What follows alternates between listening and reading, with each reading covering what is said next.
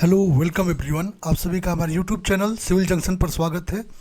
हम आप लोगों के लिए राजस्थान के जो पेपर हो रहे हैं उन सभी का एक डिटेल्ड में सॉल्यूशन प्रोवाइड कर रहे हैं एक एक करके, जिसमें आज हम लोग जो है जो RSSB जेई जो है उसके द्वारा जो डिग्री सिविल का पेपर आपका 22 फरवरी को कराया गया है, उसका हम लोग इस वीडियो में डिटेल्ड में सॉल्यूशन देखेंगे।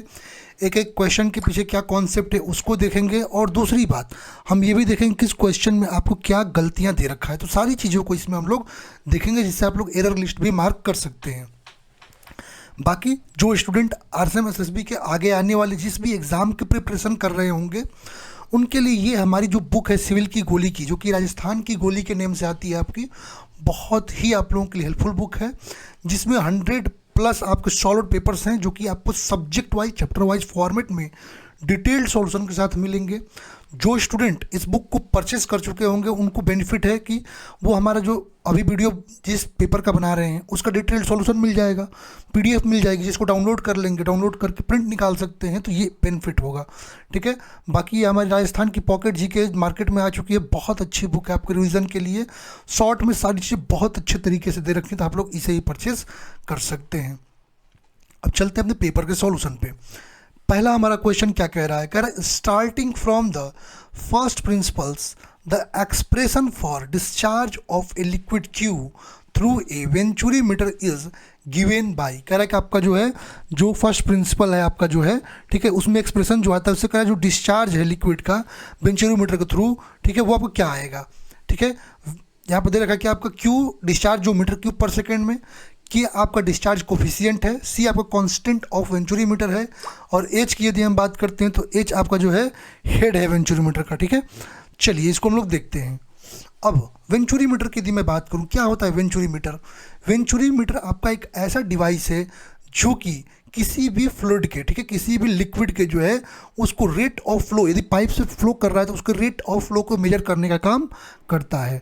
ठीक है, वेंचुरीमीटर जो होता है वो हमेशा जो आपका कन्वर्जेंट पोर्शन होता है वो आपका स्मॉलर होता है कन्वर्जेंट पोर्शन, और जो डाइवर्जेंट पोर्शन होता है वो आपका लार्जर होता है as compare to convergent portion. ठीक है, और जो साइज स्पेसिफाई किया जाता है वेंचुरीमीटर का वो पाइप डायमीटर और उसके साथ साथ आपके जो थ्रोट है, थ्रोट ये रहा थ्रोट, इसके डायमीटर से किया जाता है।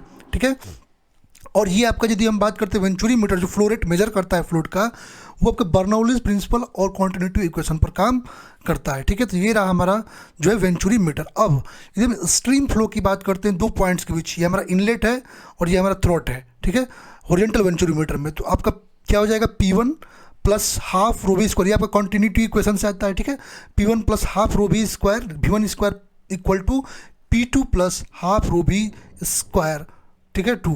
तो ये आपका यदि इसको हम लोग इधर लाते हैं, देखिए इस चीज़ को हम लोग इसके साथ लेते हैं जैसे आपका जो है, और इसको इधर, तो P1 minus P2 equal to क्या जाएगा, हाफ रो इसमें कॉमन हो जाएगी, ये दोनों में इनको एक साथ लाते हैं इनको, तो रो कॉमन हो जाएगा, तो V2 square minus V1 square आ जाएगा। अब वेंचुरीमीटर के लिए यदि हम हेड की बात करते हैं जो H इक्वल टू क्या आता है, P1 minus P2 upon rho जी।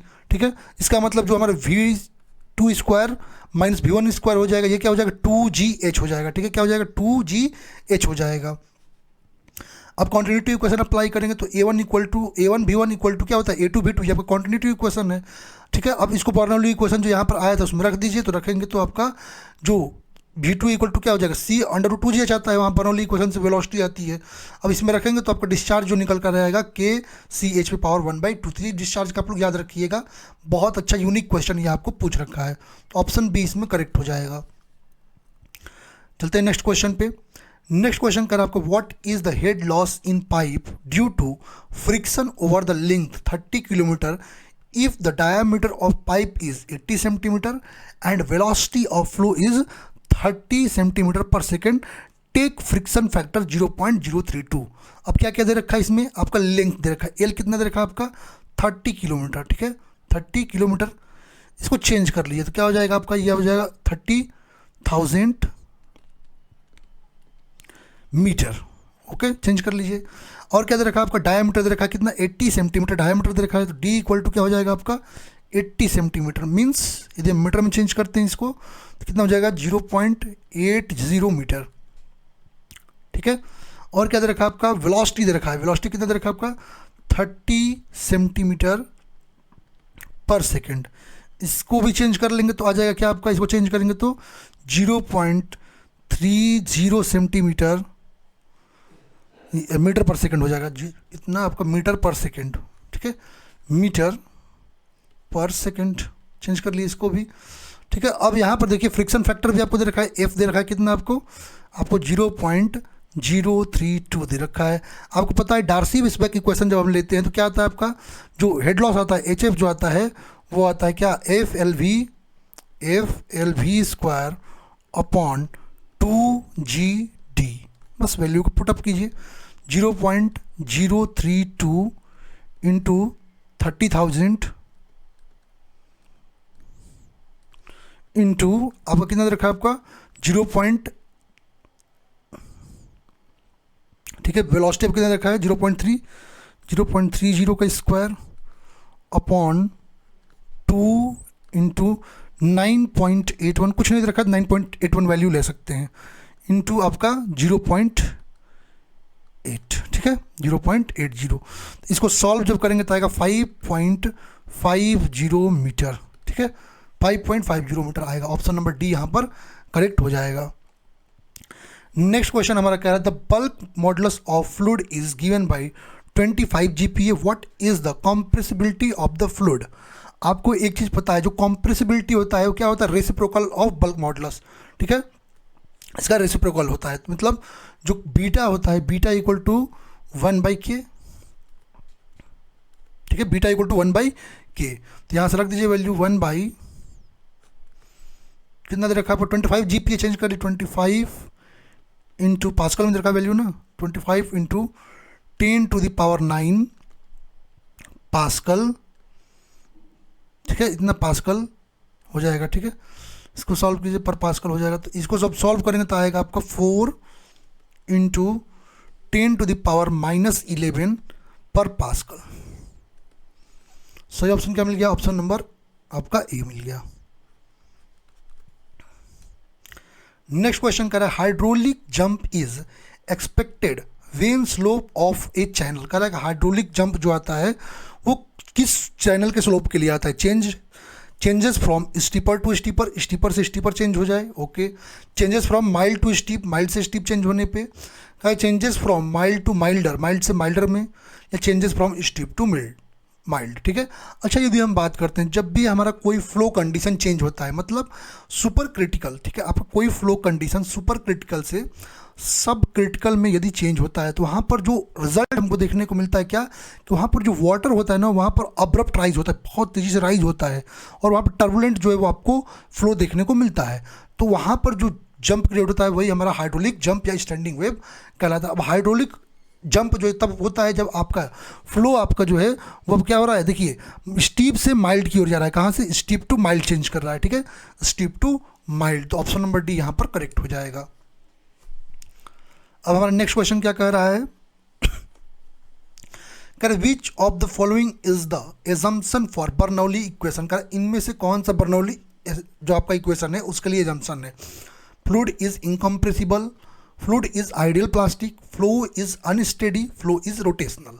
अच्छा, बर्नौली इक्वेशन की बात करते हैं। अच्छा, बर्नौली इक्वेशन जो होता है ये आपका जो principle of conservation of energy है उस पर आपका बेस्ड है, तो ये भी इंपॉर्टेंट लाइन है, principle of conservation of energy पे है, ठीक है। ये क्या कहता है कि यदि हमारे पास कोई स्टेडी फ्लो है तो उस पर जितनी भी एनर्जी है उन सभी का सम जो होता है वो एक स्ट्रीम लाइन के लॉन्ग फ्लो करेगा, और सभी पॉइंट पर वो सेम होगा, ठीक है, सभी पॉइंट पर क्या होगा, सेम होगा, और इसको रिप्रेजेंट करते हैं आपके एनर्जी पर यूनिट वेट के रूप में आता है P upon rho G plus V square upon 2G plus Z equal to constant आएगा सभी जगह पे, सभी पॉइंट पे, ठीक है। और यहाँ पर कुछ एजम्पशंस हैं इसको डिराइव करने का। पहला एजम्पशन, आपका जो फ्लूइड है वो आइडियल होना चाहिए, फ्लूइड में कोई विस्कोसिटी नहीं होनी चाहिए, फ्लो आपका स्टडी होना चाहिए, फ्लो आपका कॉन्टिन्यूस होना चाहिए, फ्लो आपका इनकम्प्रेसिबल होना चाहिए, फ्लो इरोटेशनल होना चाहिए, और फ्लो आपका एलॉन्ग स्ट्रीम लाइन होना चाहिए। तो यहाँ पर फ्लूइड इनकम्प्रेसिबल बिल्कुल सही है, फ्लूइड आइडियल प्लास्टिक नहीं, फ्लूइड आइडियल प्लास्टिक नहीं है, आइडियल है, ठीक है, प्लास्टिक नहीं है। फ्लो आपका अनस्टडी कह रहा है, जबकि फ्लो आपका कॉन्टिन्यूस होना चाहिए, स्टडी होना चाहिए, ठीक है। तो ये आपका गलत, फ्लो रोटेशनल नहीं, ई रोटेशनल होता, ठीक है। तो ये भी गलत, तो ऑप्शन नंबर ए यहाँ पर करेक्ट हो जाएगा। नेक्स्ट क्वेश्चन हमारा क्या कह रहा है, कह रहा है circular pipe of diameter 60 centimetre carries a discharge of 2.5 metre cube per second, what velocity of flow metre per second through the pipe. कह रहा है कि आपका कोई सर्कुलर पाइप है जिसका डायामीटर 60 सेंटीमीटर, ठीक है, आपका डी दे रखा है कितना, डी इक्वल टू दे रखा है 60 सेंटीमीटर, चेंज कर दीजिए मीटर में 0.6 मीटर, सॉरी, डिस्चार्ज कितना दे रखा है आपका 2.5 मीटर क्यूब पर सेकेंड, तो क्यूब आपका दे रखा है कितना 2.5 मीटर क्यूब पर सेकेंड। अब क्या पूछ रखा है आपका, वेलोसिटी पूछ रखा है पाइप के थ्रू, आपको पता है Q इक्वल टू क्या होता है, Q equal to A into V, तो यहाँ से भी निकाल सकते हैं, V equal to Q by A, रख दीजिए Q की वैल्यू आपको 2.5 अपॉन एरिया पाइप का निकालना है तो pi by 4 into D square, मतलब 0.6 का स्क्वायर, सॉल्व करेंगे तो आपकी जो वेलोसिटी आएगी 8.83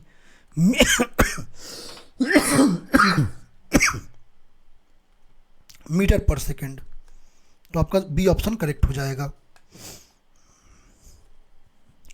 नेक्स्ट क्वेश्चन कर रहा है in which of the following pipe flow losses are more, कह रहा है इसमें से किस पाइप में फ्लो लॉसेज सबसे ज़्यादा होंगी, लैमिनार फ्लो, अच्छा किस में लॉसेज ज़्यादा होंगे, ठीक है, किस पाइप फ्लो में, लैमिनार फ्लो में, ट्रांजिशनल फ्लो में, टर्बुलेंट फ्लो में या क्रिटिकल फ्लो में। अब यदि मैं बात करता हूँ टर्बुलेंट फ्लो की, टर्बुलेंट फ्लो में क्या होता है, जो हमारे फ्लूइड पार्टिकल्स होते हैं वो रेंडमली बिहेव करते हैं और वहाँ पर इंटरमिक्सिंग देखने को मिलती है, मतलब यहाँ पर जो है लॉसेज जो टर्बुलेंट फ्लो में है वो लेमिनार वगैरह के केस से ज़्यादा, ट्रांजिशन या लेमिनार से ज़्यादा होती है, कहाँ पर आपके जो है वो होती है टर्बुलेंट फ्लो में, और ये आपका F equal to 0.316 RE to the power 1/4 आता है। जब RE इक्वल टू 2000 रख कर देखेंगे वैल्यू तो सबसे ज़्यादा इसी का 0.047 तक आता है, सही ऑप्शन सी हो जाएगा यहाँ पर।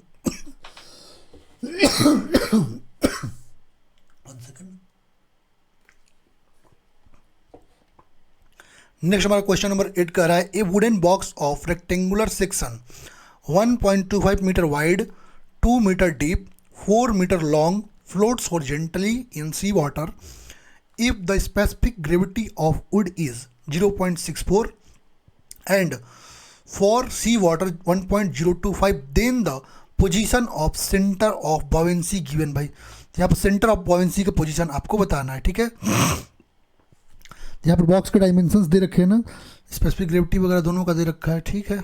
चलिए यदि हम बात करते हैं आपकी डेप्थ की, यदि हम बात करते हैं पर डेप्थ निकालेंगे फिर सेंटर ऑफ बुओयेंसी आएगा, तो डेप्थ जो आएगा वो आ जाएगा डेप्थ इक्वल टू आपका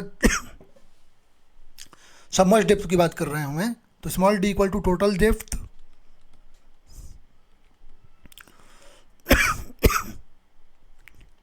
into specific gravity of wood upon specific gravity of sea water रख दीजिए वैल्यू, तो आपका टोटल डेप्थ आपका कितना है 2 रखा है ना, 2 मीटर, 2 इंटू स्पेसिफिक ग्रेविटी दोनों का रख दीजिए, तो ये आपका 0.64 अपॉन 1.025, ये आ जाएगा आपका 1.24 मीटर, ठीक है। अब सेंटर ऑफ बुओयेंसी आपको पता है सेंट्रॉइड पे होगा, मतलब आधा आएगा, सबमर्ज्ड का आधा आ जाएगा, तो पोजीशन ऑफ सेंटर ऑफ बुओयेंसी जो आएगा, तो सेंटर ऑफ बुओयेंसी के दिन पोजीशन की बात करते हैं 1.24 अपॉन 2 हाफ पे आ जाएगा, तो हो जाएगा कितना आपका 0.62 metre from the base, metre from base. Option number A यहाँ पर करेक्ट हो जाएगा। नेक्स्ट क्वेश्चन करा था discharge through A V notch varies as where H is the head, अच्छा हेड के रिस्पेक्ट में कैसे वेरी करता है भी नॉच के लिए आपका डिस्चार्ज, वो इसमें पूछ रखा है, ठीक है। भी नॉच को हम लोग ट्रायंगुलर नॉच भी कहते हैं, ठीक है।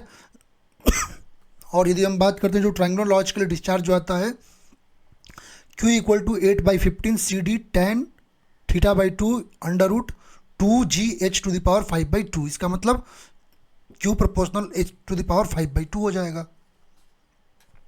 ऑप्शन नंबर सी करेक्ट हो जाएगा यहाँ पर।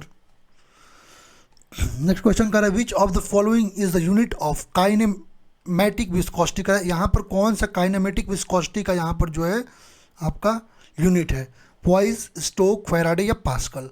अब काइनेमेटिक विस्कोसिटी की यदि मैं बात करता हूँ तो ये आपका रेशियो होता है किसका, dynamic viscosity to the density of fluid, ठीक है, mu equal to viscosity of fluid upon density of fluid. और इसका यूनिट जो होता है स्ट्रोक या मीटर स्क्वायर पर सेकेंड होता है, और सॉरी, और CGS में इसका यदि हम बात करते हैं यूनिट, वो सेंटीमीटर स्क्वायर पर सेकेंड होता है। यहाँ पर सही ऑप्शन स्ट्रोक हो जाएगा, ऑप्शन नंबर बी करेक्ट हो जाएगा।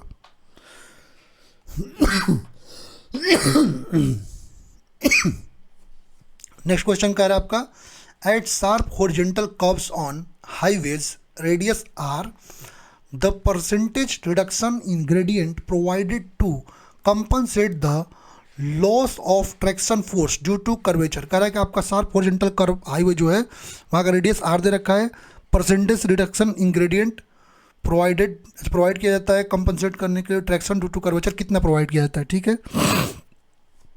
ग्रेड कंपनसेशन पूछ रखा है, ठीक है। अच्छा, ग्रेड कंपनसेशन की यदि मैं बात करता हूँ क्या होता है, एक्चुअली ग्रेड कंपनसेशन आपका जो है हॉरिजॉन्टल कर्व पर जो है वो ग्रेडियंट का रिडक्शन होता है। क्यों किया जाता है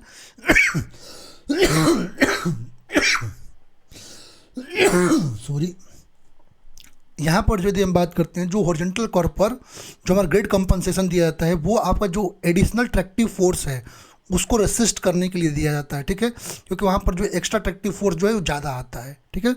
और यदि हम बात करते हैं तो IRC उसके लिए कुछ दे रखा है यहाँ पर, कभी भी यदि आपका फ्लैटर देन 4% है वहाँ पर तो वहाँ पर हम ग्रेड कंपनसेशन नहीं देते हैं, क्योंकि वहाँ पर ट्रैक्टिव फोर्स के लॉस जो होता है वो नेग्लिजिबल होता है, ठीक है। ग्रेड कंपनसेशन यदि हम बात करते हैं आपका आता है 30 + R%, ठीक है, आर जहाँ पर रेडियस ऑफ हॉरिजॉन्टल कर्व है मीटर में, और मैक्सिमम ग्रेड कंपनसेशन आपका आता है वो आपका 75/R% तक होता है। तो यहाँ पर करेक्ट ऑप्शन ए हो जाएगा। नेक्स्ट क्वेश्चन कर रहा है as speed increases friction coefficient, कह रहा है कि स्पीड इंक्रीज होने से फ्रिक्शन कोफिशिएंट क्या होगा, इंक्रीज होगा, रिमेन सेम होगा, डिक्रीज होगा, या फर्स्ट इंक्रीज देन डिक्रीज, ठीक है। अब यहाँ समझिएगा आप, यदि हम फ्रिक्शन की बात करते हैं, ठीक है, आपका व्हीकल के टायर और पेमेंट के बीच यदि हम बात करते हैं तो वहाँ पर उसका ऑपरेटिंग स्पीड, उसका डिस्टेंस रिक्वायरमेंट जो स्टॉपिंग के लिए साइड डिस्टेंस के लिए है उसके लिए हम फ्रिक्शन कोफिशिएंट को देखते हैं। कुछ फैक्टर हैं जो फ्रिक्शन कोफिशिएंट को जो है आपका इफेक्ट करते हैं। पहला फैक्टर है, ठीक है, यदि आपका पेमेंट सरफेस स्मूथ है या वेट है तो वहाँ पर फ्रिक्शन कोफिशिएंट आपका जो है रिड्यूस होता है, ठीक है। यदि आपका स्लाइटली जो है वहाँ पर इंक्रीज हुआ टेम्परेचर में या टायर प्रेशर या लोड तो वहाँ पर कोफिशिएंट ऑफ फ्रिक्शन आपका डिक्रीज होता है, ठीक है। वर्न आउट टायर या स्मूथ टायर जो होते हैं ये आपका हायर फ्रिक्शन कोफिशिएंट आपका ऑफर करते हैं, ठीक है, ड्राई पेमेंट पे, और न्यू टायर जो होते हैं उस पर ट्रेड बने होते हैं तो वो लार्ज एरिया कॉन्टेक्ट करता है, ठीक है, तो ये समझिएगा। लेकिन जो वेट पेमेंट्स होते हैं वहाँ पर न्यू टायर जो है आपको अच्छा हायर फ्रिक्शन देते हैं, ठीक है। यहाँ पर यदि हम बात करते हैं value of coefficient of friction वो डिक्रीज करता है स्पीड के साथ, आप लोग देख सकते हैं यहाँ वैल्यू, ठीक है। 20 to 30 km/h के लिए 0.40, 40 km/h के लिए 0.38, आपका 50 km/h के लिए 0.37, 60 km/h के लिए 0.36 और 65 के लिए 0.36, 80 के लिए 0.35 और 100 के लिए भी 0.35। ये IRC रिकमेंड करता है। इसका मतलब स्पीड इंक्रीज पे फ्रिक्शन कोफिशिएंट क्या होता है, डिक्रीज होता है। तो ऑप्शन नंबर सी करेक्ट हो जाएगा। नेक्स्ट क्वेश्चन करा as per the recommendation of Indian Road Congress the ruling gradient in plain in is, कह रहा है कि आपका जो IRC है उसके अकॉर्डिंग प्लेन में रूलिंग ग्रेडियंट कितना होता है, ठीक है। तो यदि हम बात करते हैं IRC के रिकमेंडेशन के अकॉर्डिंग तो प्लेन और रोलिंग टेरेन के लिए 1/30 होता है, माउंटेनियस या हिली टेरेन के लिए 1/20 होता है, और स्टीप टेरेन के लिए 1/16.7 होता है। बाकी यहाँ पर तीनों ग्रेडियंट आप लोग देख सकते हैं, ठीक है। प्लेन या रोलिंग के लिए परसेंटेज में देखा 3.3, लिमिटिंग 5, एक्सेप्शनल 6.7%। हिली के लिए यदि हम बात करते हैं तो रूलिंग 5, लिमिटिंग 6 और एक्सेप्शनल 7। स्टीप के लिए रूलिंग 6, लिमिटिंग 7 और एक्सेप्शनल 8। तो ये सारे ग्रेडियंट आपको याद होने चाहिए। यहाँ पर रूलिंग ग्रेडियंट आपको पूछ रखा है प्लेन के लिए, तो आपका 1/30, तो ऑप्शन नंबर बी करेक्ट हो जाएगा। नेक्स्ट हमारा क्वेश्चन कह रहा है आपका psychological widening in the extra width provided in the payment on the curves is. कह रहा है जो कर्व्स हम पेमेंट को प्रोवाइड करते हैं उसके लिए जो एक्स्ट्रा वाइडनिंग वहाँ होती है वहाँ साइकोलॉजिकल वाइडनिंग पूछ रखा है, ठीक है, एक्स्ट्रा विड्थ के लिए। तो यदि हम एक्स्ट्रा वाइडनिंग की बात करते हैं तो एक्स्ट्रा वाइडनिंग क्यों देते हैं, ये हम जहाँ हॉरिजॉन्टल कर्व्स आते हैं, ठीक है, वहाँ पर आपका देखिएगा जो विड्थ होगा वो ज़्यादा हो जाएगा स्ट्रेट रोड्स के लिए, वहाँ पर विड्थ थोड़ा बढ़ जाता है, ठीक है। तो ये जो एक्स्ट्रा प्रोवाइड करे इसी को कहते हैं एक्स्ट्रा वाइडनिंग, ठीक है, कर्व्स पे। अब यहाँ पर दो प्रकार से, एक मैकेनिकल एक्स्ट्रा वाइडनिंग होता है, एक साइकोलॉजिकल वाइडनिंग होता है। मैकेनिकल के लिए यदि हम बात करते हैं तो आपका जो ऑफ ट्रैकिंग हो सकता है, जो आपकी व्हील जो होती है उनकी ऑफ ट्रैकिंग के लिए प्रोवाइड किया जाता है कि ऑफ ट्रैकिंग ना हो, तो वहाँ पर WM=NL² आता है। और साइकोलॉजिकल वाइडनिंग की यदि हम बात करते हैं तो ये आपका एक्स्ट्रा विड्थ होता है जो कि आपका साइकोलॉजिकल रीजन के कारण, ठीक है, आपका ग्रेटर क्लियरेंस के लिए, व्हीकल्स के लिए, ठीक है, उसको चेंज करने के लिए उनके लिए देता है। तो यहाँ पर VPS जो आता है वो V/9.5 √R आता है किलोमीटर पर आवर में, और आपका V/2.64 √R आता है आपका यदि V मीटर पर सेकंड में हो, ठीक है। तो ये भी आप लोग को ध्यान में रखना है, दोनों की वैल्यू अलग अलग होती है। तो यहाँ पर सही ऑप्शन मिल जाएगा option number A. Next question का है the minimum length of transition curve as per Indian Road Congress for plain terrain is. कह रहा है प्लेन ट्रेन के लिए जो है आपका जो मिनिमम लेंथ होता है ट्रांजिशन कर्व का, ठीक है, as per Indian Road Congress वो आपका कितना आता है, ठीक है। अब यहाँ पर यदि हम बात करते हैं, आपका एम्पेरिकल फार्मूला है, IRC दे रखा है। यदि आपका प्लेन एंड रोलिंग टेरेन है तो LS आपका 2.7 V²/R आएगा किलोमीटर पर आवर में और LS आपका 35 V²/R आएगा मीटर पर सेकंड में। माउंटेनियस और स्टीप टेरेन की यदि हम बात करते हैं तो वहाँ पर आपका LS जो आता है V²/R आता है यदि V इन किलोमीटर पर आवर है, और LS = आपका जो है 12.96 V²/R आता है यदि V मीटर पर सेकंड में हो। हमारा यहाँ पर सही ऑप्शन क्या मिल जाएगा, तो ऑप्शन नंबर बी, क्योंकि यही ऑप्शन में दिख रहा है। नेक्स्ट हमारा क्वेश्चन नंबर 16 क्या कह रहा है, क्वेश्चन नंबर 16 कह रहा है आपका N ascending gradient 1/100 meets eight descending gradient of 1/120 the deviation angle for designing of summit करो, ठीक है, समिट करो के लिए पूछ रखा है। असेंडिंग ग्रेडियंट आपका दे रखा कितना 1/100, डिसेंडिंग आपका माइनस में लेते हैं, ये आपका 1/100 दे रखा है, ये -1/120 दे रखा है, ठीक है। अब यदि हम इंटरसेक्शन पे बात करते हैं तो n = क्या आता है, n = सब माइनस वगैरह चिन्ह हटा करके n1 + n2 आता है, ठीक है, यहाँ पर कर देंगे। अब यहाँ पर हमको इससे मतलब नहीं साइन से, तो 1/100 + 1/120 सॉल्व करेंगे तो यह आएगा 11/600, ठीक है, 11/600 आएगा। तो यहाँ पर सही ऑप्शन मिल जाएगा क्या आपका, सी मिल जाएगा ऑप्शन। नेक्स्ट कह रहा है in the penetration test for bitumen the least count in penetrometer is. कह रहा है कि पेनिट्रोमीटर का लीस्ट काउंट जो पेनिट्रेशन टेस्ट है विटामिन के लिए क्या होता है, ठीक है। ये बहुत अच्छा क्वेश्चन पूछा है, बहुत अलग, किसी एग्जाम में अभी तक ये क्वेश्चन नहीं पूछा गया था।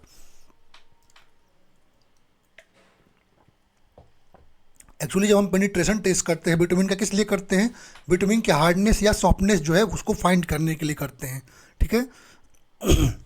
और इसमें जो डेप्थ होता है पेनिट्रेशन का वो मेजर किया जाता है कि इसमें 1/10 ऑफ मिलीमीटर, 1/10 ऑफ मिलीमीटर का मतलब 0.1 mm, ठीक है, 0.1 mm। तो सही ऑप्शन मिल जाएगा option number A. Next question करा according to Darcy's law the rate of flow water through soil for laminar flow condition in a saturated soil is. Darcy equation से पूछ रखा है, तो डार्सी इक्वेशन आपको पता है, डार्सी लॉ कहता है जो वेलोसिटी ऑफ फ्लो होगा थ्रू पोरस मीडिया वो डायरेक्टली प्रोपोर्शनल होगा hydraulic gradient for any saturated soil under study laminar flow condition. ये कहता है आपका डार्सी लॉ। और एक्सप्रेस किया जाता है भी डायरेक्टली प्रोपोर्शनल टू आई और भी इक्वल टू के इंटू आई। तो क्यू इक्वल टू क्या हो जाएगा, के इंटू आई इंटू ए। जहाँ पर क्या है आपका परमिबिलिटी ऑफ सॉइल, आई आपका D H by D L से लेते हैं, डी एच जो कि डिफरेंस इन टोटल हेड और डी एल आपका length of small soil element. सही ऑप्शन सी हो जाएगा। नेक्स्ट क्वेश्चन कह रहा है क्वेश्चन नंबर 19, कहता है root zone of an irrigation soil has dry unit weight of 15 kilonewton per metre square. यही गलत दे रखा है, ये 15 किलोन्यूटन पर मीटर क्यूब होगा। फील्ड कैपेसिटी दे रखा है 30%, मतलब एफ सी इक्वल टू 0.30 दे रखा है, ठीक है। और ये क्या दे रखा है आपका, सॉइल का ड्राई यूनिट वेट दे रखा है आपका, गामा डी दे रखा है, गामा डी दे रखा है। The depth of moisture in the root zone at field capacity, ठीक है, एफ सी पूछ रखा है। यूनिट वेट ऑफ वाटर, मतलब यदि हम बात करते हैं गामा डब्ल्यू दे रखा है, ये आपका गामा डब्ल्यू दे रखा है। चलिए अब depth of moisture in the root zone at field capacity आपको बताना है, तो डी इक्वल टू क्या हो जाएगा, 1 मीटर तक मान के चलते हैं ना। हम ये अज्यूम कर लेते हैं कि जो डेप्थ ऑफ रूट जोन होगा 1 मीटर इसलिए पर मीटर के लिए फॉलो करते हैं। थोड़ी तबीयत सही नहीं है तो थोड़ी आप लोग मैनेज कीजिएगा। तो D equal to F C into gamma D into D upon gamma W. तो फील्ड कैपेसिटी आपका दे रखा 0.30 का 0.3, गामा डी दे रखा 15, डेप्थ हम लोग 1 मीटर मान के चल रहे हैं और गामा डब्लू 9.81। सॉल्व करेंगे तो ये आपका 0.459 मीटर पर मीटर लिंक के लिए है। इसका मतलब 0.459 है, तो ये 459 mm पर मिनट आएगा। डी सही हो जाएगा। नेक्स्ट क्वेश्चन का, the salinity concentration of soil solution is given by which of the following formula. Soil का सैलिनिटी जो कंसंट्रेशन होता है उसके लिए यहाँ पर पूछ रखा है, किस फार्मूला से फाइंड करेंगे। C concentration of salt in irrigation water, Q total quantity of water applied to soil है, सी यू आपका कंजम्पटिव यूज ऑफ वाटर है, पी इफेक्टिव आपका यूजफुल रेनफॉल है। तो सी एस की यदि हम फार्मूला की बात करते हैं तो आपका C S equal to C into Q upon Q minus C U minus P effective आता है। सही ऑप्शन बी यहाँ पर मिल जाएगा। चलते हैं अपने नेक्स्ट क्वेश्चन पे। हमारा नेक्स्ट क्वेश्चन क्या कह रहा है, नेक्स्ट क्वेश्चन कह रहा है the optimal number of rain gauge stations in required for a desired accuracy in the estimation of mean rainfall is। जहाँ पर आपको सी भी दे रखा है the coefficient of variation of the value, E आपका दे रखा है एरर इन परसेंटेज। कह रहा है जो optimal number of rain gauge station इन जो है, जो कि डिजायर्ड एक्यूरेसी के लिए पूछ रहा है आपका, कैसे उसको फाइंड करेंगे, फॉर्मूला उसका पूछ रखा है। जब हम optimum number of rain gauges की बात करते हैं तो एन इक्वल टू आता है क्या आपका, सी भी अपॉन एप्सिलॉन का स्क्वायर, जहाँ पर सी भी क्या है आपका कोफिशिएंट ऑफ वेरिएशन और ई क्या है आपका एरर परसेंटेज है, ठीक है। और जब कोफिशिएंट वेरिएंस यदि हमको निकालना है, ठीक है, जो कोफिशिएंट ऑफ वेरिएशन निकालना है सी भी, वो निकालते हैं सिग्मा एन माइनस 2/p, जहाँ पी आपका एवरेज रेनफॉल है और सिग्मा एन क्या है आपका स्टैंडर्ड डेविएशन है। तो यहाँ पर करेक्ट ऑप्शन आपका ए मिल जाएगा। नेक्स्ट क्वेश्चन कह रहा है in the method of irrigation water is applied to a field by means of small narrow field channel and is suitable for crops grown in rows. Since the water is not applied to the entire area, the consumption of water is less. Is described by which method of irrigation? कह रहा है आपका irrigation का एक method है जिसमें हम अपनी क्रॉप्स को स्मॉल नैरो फील्ड चैनल्स के थ्रू वाटर सप्लाई कर रहे हैं, और ये इरिगेशन का मेथड आपका जो रो में ग्रो होने वाले क्रॉप्स हैं उनके लिए सूटेबल है। और कह रहा है कि जब वाटर हम अपना उसमें अप्लाई कर रहे हैं तो पूरे इंटायर एरिया पर नहीं कर रहे हैं, हम उसको जो है पूरे इंटायर एरिया को छोड़कर लेस एरिया में कर रहे हैं, जिसका मतलब वाटर कंजम्पशन आपका लेस हो रहा है। तो ये कौन सा इरिगेशन मेथड है, ठीक है। अब चलिए यदि मैं बात करता हूँ फरो इरिगेशन की। फरो इरिगेशन मेथड क्या होता है? फरो इरिगेशन मेथड में आपका वाटर चैनल्स के थ्रू, ठीक है, यहाँ पर देखिए वाटर जो ये चैनल्स के थ्रू आपके सप्लाई किए जा रहे हैं, ठीक है। अब ये आपके क्या होंगे, ये आपकी एक ऐसी मेथड है जो कि आपके रो क्रॉप्स जो होते हैं उनके लिए यूजफुल होता है, जैसे पोटैटो हुआ, कैरेट हुआ, इन सब के लिए। इस मेथड में आपका जो है टोटल हम वाटर जो है पूरे फील्ड पे सप्लाई नहीं कर रहे हैं, हम इन जो फरोज़ हैं, ठीक है, इनमें सप्लाई कर रहे हैं, ठीक है, इनमें जो डीचेस हैं इनमें सप्लाई कर रहे हैं। इसका मतलब लेस वाटर जो है हमारा यहाँ प्रोवाइड किया जा रहा है और उसका कंजम्पशन ईजिली आपके क्रॉप्स कर पा रहे हैं। तो ये हमारा जो होता है, ये हमारा होता है फरो इरिगेशन। और ये आपके जो क्ले है, लोमी, सिल्टी सॉइल हैं, जो कि इसके लिए सबसे ज़्यादा सूटेबल होता है। तो यदि हम बात करते हैं तो यहाँ पर सही ऑप्शन क्या मिल जाएगा? Furrow irrigation. तो ऑप्शन बी करेक्ट मिल जाएगा। नेक्स्ट हमारा क्वेश्चन कह रहा था, the stress level below which a material has a high probability of not failing under reversal of stress is known as. कह रहा आपका स्ट्रेस लेवल जिसके नीचे आपका मटेरियल जो है हाईली उसकी प्रोबेबिलिटी है कि वो फॉल ना करे, यूनिवर्स मतलब आपका रिवर्सल लोडिंग, मतलब रिवर्सल लोडिंग, लोड आ रहा है फिर जा रहा है फिर आ रहा है, रिवर्सल हो रहा है रोड का, तो वहाँ पर स्ट्रेस के रिवर्सल ऑफ स्ट्रेस के कारण वहाँ कोई फेल ना हो, उस लिमिट को हम क्या कहेंगे? Endurance limit, proportional limit, tolerance limit या इलास्टिक लिमिट, ठीक है। अब कुछ हम प्रॉपर्टीज ऑफ मटेरियल के लिमिट्स देखते हैं। पहला एंड्योरेंस लिमिट। एंड्योरेंस लिमिट क्या होता है? जिसको हम फटीग लिमिट भी कहते हैं। ये आपका लिमिट एक ऐसा स्ट्रेस लेवल के नीचे होता है जहाँ पर इनफाइनाइट नंबर ऑफ यदि साइकिल लोडिंग लग रही है, उसके अप्लाई होने के बाद भी यहाँ पर कोई फटीग फेल्योर कॉज नहीं हो रहा है, मतलब उसको बियर कर रहा है बिना फेल्योर के, इसको कहते हैं एंड्योरेंस लिमिट। और एंड्योरेंस लिमिट जो होता है वो हाफ ऑफ अल्टीमेट स्ट्रेंथ होता है। अब ब्रिटलनेस की भी बात करते हैं तो ये आपके किसी भी मटेरियल की ऐसी प्रॉपर्टी होती है जो ये बताती है कि आपका जो, ठीक है, परमानेंट डिस्टॉर्शन जो होता है वो हो जाता है, ठीक है। यदि आपका परसेंटेज ऑफ कॉन्फिडेंस इंक्रीज कर देंगे तो ब्रिटलनेस जो आपके मटेरियल का होगा वो इंक्रीज हो जाएगा। मेलेबिलिटी आपको पता ही है कि हम हैमर करते हैं तो आपका सीट में थिन सीट में कन्वर्ट हो जाए बिना ब्रेक हुए, ठीक है। मॉडुलस ऑफ टफनेस क्या है? तो ये आपका total strain energy per unit volume होता है आपके फ्रैक्चर पॉइंट तक, ठीक है। इसको मॉडुलस ऑफ टफनेस कहते हैं।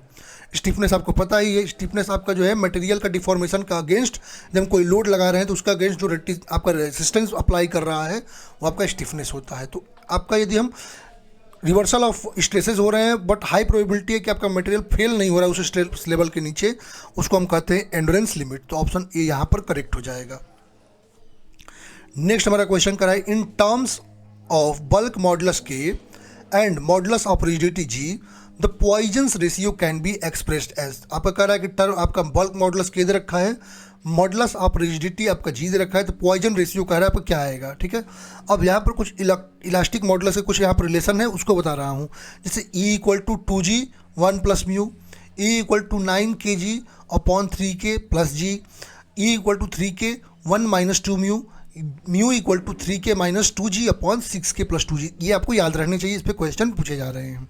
सारे ये फॉर्मूले मैं आपको बता दिया है। हाँ, करेक्ट ऑप्शन बी हो जाएगा। नेक्स्ट हमारा क्वेश्चन कह रहा है कि if Poisson's ratio for a material is 0.5 then elastic modulus of material is. कह रहा है कि यदि आपका पॉइजन्स रेशियो जो है मतलब म्यू जो है आपका 0.5 दे रखा है, इलास्टिक मॉडुलस पूछ रखा है, तो सीधे सीधे यहाँ पर म्यू आपको दे रहा है, क्वेश्चन में जो है आपको म्यू दे रखा है तो आप वैल्यू रखते जाइए, ठीक है। क्या हो जाएगा आपको पता है क्या? E = आपको ये पता है कि E = आपका ऊपर फॉर्मूला अभी सारा बताया मैं, ठीक है, 2G 1 + μ, ठीक है, 2G 1 + μ, म्यू की वैल्यू दे रखी है 0.5, ठीक है। कितनी दे रखी है? 0.5। कितना हो जाएगा? 2G 1 + 0.5, ठीक है, मतलब 1.5 हो जाएगा। तो 1.5 × 2 करेंगे तो कितना हो जाएगा? 3G हो जाएगा। कितना हो जाएगा? 3G, मतलब 3 गुना हो जाएगा। कितना हो जाएगा? 3 times of its shear modulus. तो ऑप्शन नंबर डी करेक्ट हो जाएगा। नेक्स्ट क्वेश्चन करा, number of nominal BRICS required for 15 m³ of brick work is approximately. और यहाँ पर कंसिडर करना है आपका नॉमिनल साइज ऑफ ब्रिक, ठीक है। कह रहा है आपका यदि नंबर ऑफ नॉमिनल ब्रिक बताना है 15 m³ ब्रिक वर्क के लिए, तो नॉमिनल साइज आपका ब्रिक का लेना है। आपको पता है जो वॉल्यूम हमको निकालना है नॉमिनल साइज के लिए, नॉमिनल साइज के लिए यदि हम भी निकालते हैं तो क्या जाएगा आपका 20 × 10 × 10 सेंटीमीटर। तो ये हो जाएगा आपका 0 पॉइंट, ऐसे हम इसको कन्वर्ट करते हैं मीटर क्यूब में, तो 0.002 मीटर क्यूब, ठीक है, 0.002 मीटर क्यूब में आएगा। ये सेंटीमीटर में था, इसको कन्वर्ट कर दिया। अब नंबर ऑफ ब्रिक बताना है, तो NOS बताना है ब्रिक का, नंबर ऑफ ब्रिक बताना है, तो ये आपका कितना हो जाएगा, 15 मीटर क्यूब के लिए पूछ रखा है आपका 15/0.002, तो 7500 आपके नंबर ऑफ ब्रिक आएंगे। सही ऑप्शन डी हो जाएगा। नेक्स्ट क्वेश्चन का है द टिम्बर पर्सपेक्टिव, ठीक है, creosote belongs to the group of, correct, जो क्रियोसोट है किस ग्रुप से बिलोंग करता है, टार ऑयल टाइप से, या ऑर्गेनिक सॉल्वेंट टाइप से, या इनऑर्गेनिक सॉल्वेंट टाइप से, या वाटर सॉल्यूबल सॉल्ट से। अब टाइप ऑफ, अभी हम प्रिजर्वेटिव्स की बात करते हैं टिम्बर के लिए, तो वो आपका as per IS 401/2001 clause number 3 में दे रखा है। पहला आपका ऑयल टाइप प्रिजर्वेटिव, जिसको हम टाइप 1 कहते हैं, ठीक है, इसको हम कहाँ अप्लाई करते हैं, इसको हम एक्सपोज टिम्बर के आउटसाइड पर, ठीक है, outside over the expose timber पे अप्लाई करते हैं, ठीक है। ये आपको एक अनप्लेजेंट स्मेल भी देता है। ये आपको कोई भी आपका टिम्बर है यदि पेंटेड है तो उस पर अप्लाई नहीं कर सकते हैं, वहाँ सूटेबल नहीं होता है। एग्जाम्पल आपका जो है आपका क्यूरोसोट हो गया, कार्बोलिनियम हो गया, सोलिगम हो गया, ठीक है, तो ये सारे हो गए। अब ऑर्गेनिक सॉल्वेंट या प्रिजर्वेटिव की बात करते हैं, टाइप 2 होता है, ठीक है, इसको हम किस नाम से जानते हैं, इसको हम जानते हैं प्रिजर्वेटिव इनसॉल्युबल इन वाटर के नाम से भी जानते हैं। और ये आपके डिजॉल्व होते हैं आपके ऑर्गेनिक सॉल्वेंट्स में, जैसे नेफ्था हो गया, पेट्रोलियम प्रोडक्ट्स जैसे केरोसिन, स्पिरिट, इसमें आपके डिजॉल्व होते हैं। ये टिम्बर आपके जो पेंटेड या पॉलिश्ड जो टिम्बर होता है उस पर ट्रीट करने के लिए इसको अप्लाई कर सकते हैं, ठीक है। एग्जाम्पल आपका देख ही रहे हैं, पेंटा क्लोरोफिनॉल है, बेंजेन हेक्साक्लोराइड है, ठीक है, ये सारे इसके एग्जाम्पल हैं।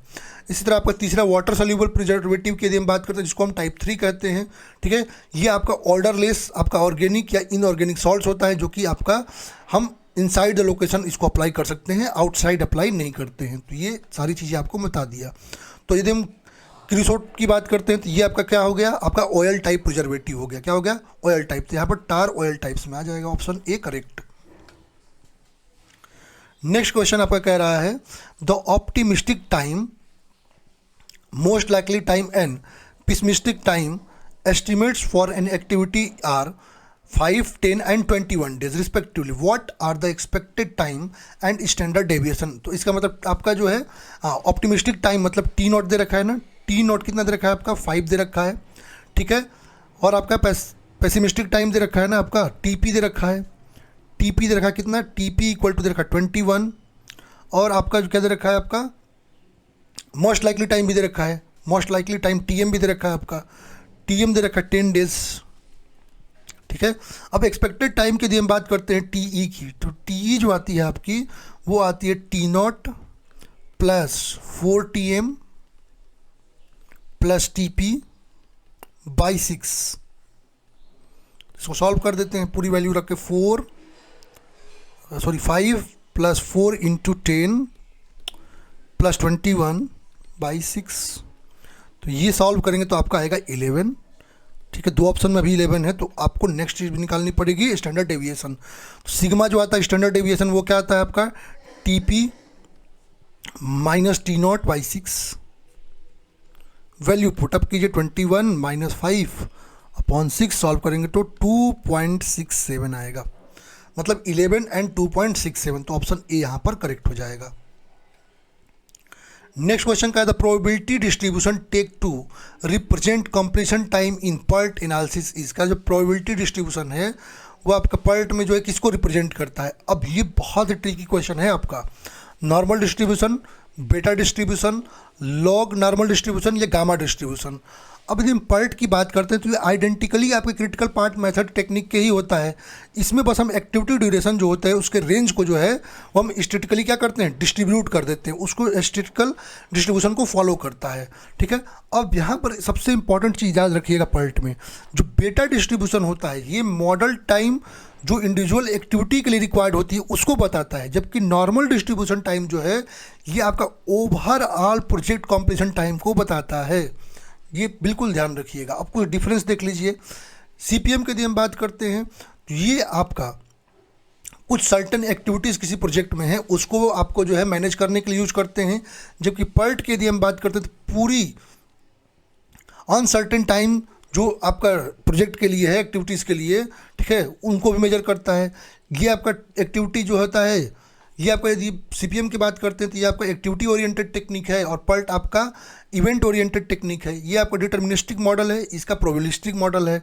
ये आपका कंस्ट्रक्शन प्रोजेक्ट के लिए सूटेबल है, ये आपका रिसर्च और डेवलपमेंट के लिए सूटेबल है, ठीक है। ये आपका सीक्वेंस में एक्टिविटीज़ को बताता है, इसमें कोई सीक्वेंस नहीं, डमी एक्टिविटीज़ को बताता है, ठीक है।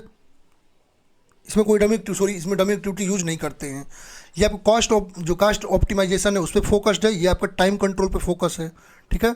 ये आपका जो है फॉलो करता है नॉर्मल केसेस में नॉर्मल डिस्ट्रीब्यूशन फॉलो करता है, और ये आपका बीटा डिस्ट्रीब्यूशन फॉलो करता है। तो यहाँ पर यदि हम सही ऑप्शन देखें तो यहाँ पर नॉर्मल डिस्ट्रीब्यूशन हो जाएगा।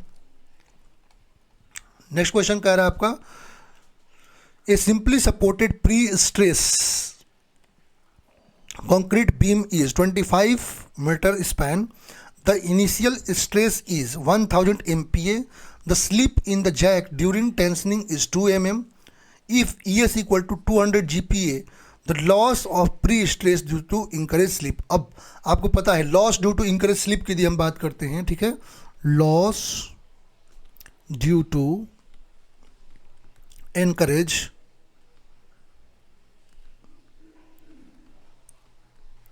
स्लिप की यदि हम बात करते हैं, ये आता है क्या आपका, slip upon length of cable, length of cable into modulus of elasticity, modulus of elasticity. ये फॉर्मूला याद रखेंगे, ठीक है। सॉल्व कर दिए, इस पर रखकर स्लिप आपका दे रखा कितना, 2 का दे रखा ना, 2 mm का है, 2 अपॉन लेंथ ऑफ केबल आपका कितना दे रखा है, 25, ठीक है। सिंपली सपोर्टेड इतना आपका इनिशियल स्ट्रेस दे रखा है, ठीक है। तो ये आपको 25, इसको चेंज कर देते हैं, एमपीएम हमको वैल्यू लेना है, तो ये हो जाएगा कितना आपका 25 इंटू, इसको चेंज कर दीजिए सेंटीमीटर का, 25,000, ठीक है। एमएम हम चेंज कर लिए इसको, अब इंटू आपका 200 इंटू, इसको चेंज कर दीजिए 10 टू द पावर 3। सॉल्व करेंगे तो आएगा 16 MPa। अब परसेंटेज लॉस पूछ रखा है क्वेश्चन में, परसेंटेज निकालेंगे, परसेंटेज लॉस कितना हो जाएगा, 16/1000 इंटू 100। सॉल्व करेंगे तो 1.6% आपका आएगा। लॉस आपका कितना आया, सॉरी 16% आएगा ना, 1.6 मैंने कहा 16% आएगा। ऑप्शन ए करेक्ट हो जाएगा।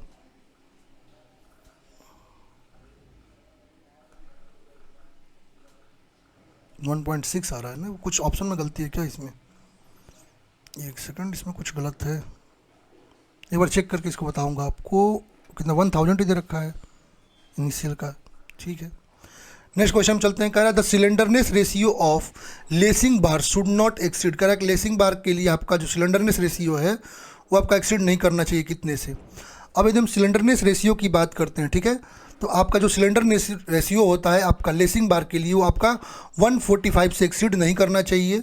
और जो एंगल ऑफ इंक्लिनेशन जो होता है लेसिंग का आपका जो है longitudinal axis of the column से, वो आपका 40 डिग्री टू 70 डिग्री के बीच होना चाहिए। ये एज पर IS 800 स्पेसिफिकेशंस हैं जो आपको याद रखना चाहिए। यदि मिनिमम विड्थ ऑफ लेसिंग की बात करते हैं रिवेटेड कनेक्शन के लिए, तो 22 डाया है तो वहाँ पर विड्थ 65 हो जाएगा, 20 के लिए 60 हो जाएगा, 18 के लिए 55 हो जाएगा और 16 के लिए 50 हो जाएगा। ये कुछ इंपॉर्टेंट चीज़ आप लोग याद रख सकते हैं, तो यहाँ सही ऑप्शन ए हो जाएगा। नेक्स्ट क्वेश्चन कह रहा है आपका, in plate girders intermediate vertical stiffeners are provided to safeguard. कह रहा है आपका जो प्लेट गर्डर्स होते हैं उसमें जो इंटरमीडिएट वर्टिकल स्टिफनर हम प्रोवाइड करते हैं किसको सेफ गार्ड करने के लिए। अब यदि हम प्लेट गार्डर्स में जो इंटरमीडिएट यदि हम बात करते हैं आपका वर्टिकल स्टिफनर्स की यदि हम बात करते हैं, ये हम यहाँ पर देख लीजिए, ये रहा इंटरमीडिएट वर्टिकल स्टिफनर्स। एक्चुअली इसको हम प्रोवाइड किसके लिए करते हैं, तो ये आपका क्या करता है, ये आपका वेब को स्टिफ करता है और शियर बकलिंग को प्रिवेंट करता है। तो ये दो काम हमारा करता है, मतलब web against shear buckling stress आपको प्रिवेंट करने का काम करता है। तो ऑप्शन ए यहाँ पर करेक्ट हो जाएगा। बाकी सारे स्टिफनर के बारे में इसमें डिटेल में दे रखा हूँ। नेक्स्ट क्वेश्चन कर रहा है, a column member of length which cannot sway, has a rigid foundation at its bottom, its top is held with heavy beam, the effective length of column। अब एक चीज़ समझिएगा, ये हमारे पास एक कॉलम है, टॉप क्या है आपका, टॉप जो है आपका हेल्ड है किससे, यहाँ पर जो है एक हेवी बीम है, ठीक है, हेवी बीम यहाँ पर है, यहाँ रिजिड फाउंडेशन, इसका मतलब ये एक फिक्स्ड बीम का काम कर, एक सॉरी फिक्स्ड का काम कर, दोनों पोजीशन आपके फिक्स्ड हो गए, बोथ आर फिक्स्ड हो गए थे। यहाँ पर जब बोथ आर फिक्स्ड का केस आता है तो IS 800 2007 के अकॉर्डिंग जो एल इफेक्टिव आता है 0.65 एल आता है। यदि एक एंड फिक्स है और दूसरा आपका हिंड है तो 0.80 एल आता है, और दोनों हिंड हैं तो 1 आता है, तो ये भी आपको ध्यान में रखना है। और यदि एक एंड फिक्स्ड है और दूसरा फ्री है तो 2 एल आता है। यहाँ पर सही ऑप्शन आपका बी मिल जाएगा 0.65 एल। कन्फ्यूज नहीं होना है, रिजिड हो जाएगा यहाँ पर। तो नेक्स्ट क्वेश्चन कर रहा है आपका rapid hardening Portland cement conforms to which IS code. कर रहा है कि आपका जो रैपिड हार्डनिंग पोर्टलैंड सीमेंट है किस IS कोड को के द्वारा इसका स्पेसिफिकेशन देता है आपका, ठीक है। तो IS 8041/1990 जो है ये स्पेसिफाई करता है रैपिड हार्डनिंग पोर्टलैंड सीमेंट जो है उसके प्रॉपर्टीज़ को। बाकी और देख सकते हैं IS 1489 जो है ये PPC के लिए स्पेसिफिकेशन देता है, मतलब पोर्टलैंड पोजलाना सीमेंट के लिए। IS 6909 आपका स्पेसिफिकेशन देता है सुपर सल्फेटेड सीमेंट के लिए। IS 8041 आपका रैपिड हार्डनिंग पोर्टलैंड सीमेंट के लिए स्पेसिफिकेशन देता है। IS 12330 जो है आपका specification sulphate resistant Portland cement के लिए देता है। IS 6452 जो है आपका ये स्पेसिफिकेशन देता है हाई एलुमिना सीमेंट के लिए। और IS 269 स्पेसिफिकेशन देता है आपका 33, 43 एंड 53 ग्रेड ऑफ OPC के लिए। तो ये कुछ इंपॉर्टेंट कोड थे आपके सीमेंट से, वो यहाँ हम लोग कवर कर लिए। तो यहाँ तो हमारा सही ऑप्शन ए हो जाएगा। नेक्स्ट हमारा क्वेश्चन क्या कह रहा है, क्वेश्चन नंबर 35 कह रहा है consider the following data of concrete with mild exposure. Water cement ratio आपका दे रखा 0.6, मतलब W/C यहाँ पर कितना दे रखा है 0.6। तो C की यदि हम बात करेंगे तो कितना हो जाएगा W/0.6। ओके, वाटर आपका 195 लीटर दे रखा है, तो 195 लीटर दे रखा है ना, तो इसको हम लोग कन्वर्ट कर सकते हैं किसमें, मीटर क्यूब में, ठीक है। तो 195 इसको चेंज करेंगे तो कितना आ जाएगा, ये आपका 0.195 मीटर क्यूब हो जाएगा, ठीक है। और आपको क्या पूछ रखा है क्वेश्चन में, और मास ऑफ वाटर निकाल लीजिए, यहाँ पर इसको यहीं से मास ऑफ वाटर निकाल सकते हैं ना, मास निकाल दीजिए। तो मास निकालेंगे तो कितना हो जाएगा 0.195 इंटू 10⁻3, ठीक है, मास निकाल लेंगे तो ये आपका फिर से 195 kg हो जाएगा, kg में निकाल सकते हैं इसको, ठीक है। अब 1 मीटर क्यूब के लिए आपका सीमेंट रिक्वायर्ड पूछ रखा है, तो C इक्वल टू कितना हो जाएगा आपका 195/0.6 कर दीजिए 0.6, तो ये आपका निकल जाएगा 325 kg पर मीटर क्यूब। सही ऑप्शन C मिल जाएगा। नेक्स्ट क्वेश्चन कर रहा है for laminar flow in A pipe the kinetic energy correction factor is. कह रहा है कि लेमिनार फ्लो पाइप में है तो उसके लिए काइनेटिक एनर्जी करेक्शन फैक्टर आपका क्या आएगा, ठीक है। अच्छा, यदि हम kinetic energy correction factor alpha की बात करते हैं तो ये आपका रेशियो होता है किसका, काइनेटिक एनर्जी ऑफ फ्लो पर second based on actual velocity across the section to kinetic energy of flow per second based on average velocity across the same section, ठीक है। तो ये आपका अल्फा हो गया एक्चुअल काइनेटिक एनर्जी अपॉन के calculated from average velocity, ठीक है। और जो आपका लीस्ट पॉसिबल वैल्यू होता है काइनेटिक एनर्जी करेक्शन का वो 1 होता है। ऐसे ही मोमेंटम करेक्शन फैक्टर की बात करते हैं तो ये आपका रेशियो किसका होता है, momentum per second based on actual velocity to momentum per second based on average velocity. और जब आपका वेलोसिटी डिस्ट्रीब्यूशन यूनिफॉर्म होता है तो मोमेंटम करेक्शन फैक्टर 1 आता है। कुछ दोनों के वैल्यू देख लीजिए, यदि हम value of alpha and beta की बात करते हैं डिफरेंट फ्लो कंडीशन के लिए, तो यदि लेमिनार फ्लो इन पाइप है तो अल्फा आपका 2 हो जाएगा और बीटा आपका 1.33 हो जाएगा। यदि टर्बुलेंट फ्लो इन पाइप है तो अल्फा आपका 1.33 और बीटा आपका 1.2 हो जाएगा। और लेमिनार फ्लो आपका पैरेलल प्लेट्स के बीच में है तो अल्फा 1.543 और बीटा आपका 1.2 हो जाएगा। यहाँ पर हमारा क्या पूछ रखा है, काइनेटिक एनर्जी करेक्शन फैक्टर पूछ रखा है अल्फा, तो ये आपका कितना हो जाएगा, ये आपका 2 हो जाएगा, ठीक है, लेमिनार फ्लो के लिए। तो ऑप्शन C करेक्ट हो जाएगा। नेक्स्ट हमारा क्वेश्चन कह रहा है आपका a pitot tube placed in centre of 200 mm pipeline has one orifice pointing upstream and another perpendicular to it. Okay, if the pressure difference between two orifices is 40 mm, of water when the discharge through the pipe is 1365 litre per minute, then the coefficient of pitot tube. Dia दे रखा है, चलिए इसमें पूरा solve करते हैं अच्छे से। डी दे रखा है कितना आपका 200 mm, पाइप के लिए 200 mm दे रखा है, मतलब यदि चेंज करें 0.2 मीटर, 0.2 मीटर, ठीक है। और क्या दे रखा है आपका, क्यू दे रखा है डिस्चार्ज, डिस्चार्ज आपको कितना दे रखा है 1365 लीटर पर मिनट। चेंज करते हैं मीटर, जब इसको मीटर क्यूब पर सेकंड में चेंज करेंगे तो यह आएगा 0.02275 मीटर क्यूब पर सेकंड, ठीक है। प्रेशर डिफरेंस दे रखा है, एच इक्वल टू दे रखा है 40 mm ऑफ वाटर, और इसको चेंज करेंगे तो 0.04 मीटर हो जाएगा, ठीक है। ये चीज़ आपकी दे रखा है। अब वी एम भी दे रखा है आपका, आपको वी एम क्या दे रखा है आपका, वी एम दे रखा है ना, आप स्ट्रीम इतना हाँ, ये आपका दे रखा है मीन वेलोसिटी जो है 0.83 आपका सेंट्रल वेलोसिटी का, मतलब V M equal to 0.83 V nought दे रखा है, ठीक है।